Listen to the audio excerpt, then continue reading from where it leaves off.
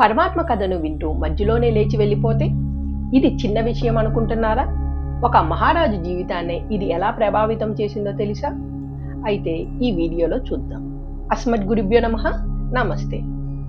ఈ కాలంలో మనం ఏ పనిని పూర్తిగా చేయడం లేదు, మధ్యలోనే వదిలేస్తాం. పూజలో మనసు ఉండదు, ధ్యానంలో ఫోన్ గుర్తుకు వస్తుంది. కానీ శాస్త్రాలు ఒక గంభీరమైన విషయం చెబుతున్నాయి. పరమాత్మ కథను వినేటప్పుడు కథాభంగం చెయ్యరాదు. ఇది ఎందుకంత ముఖ్యమో ఒక గొప్ప రాజు కథ ద్వారా అర్థం చేసుకుందాం. పాండవుల వంశంలో పుట్టిన ధార్మిక రాజు పరీక్షిత్తుడు. అతను కలియుగాన్ని జయించటానికి దేశమంతా తిరుగుతూ ఎక్కడైనా భగవంతుని కథ వినిపిస్తే భక్తితో వినేవాడు.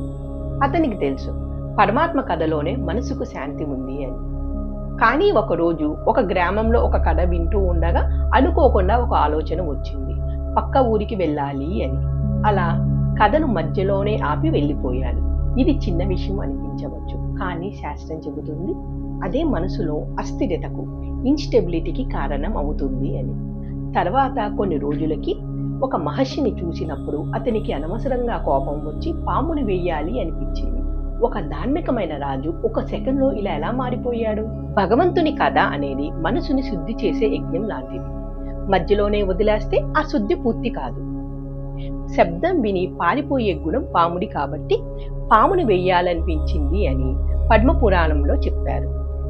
ఇది మనసు ఇన్స్టెబిలిటీ స్టేట్. అలాంటి మనసుతో మనిషి సరైన నిర్ణయాలు తీసుకోలేదు.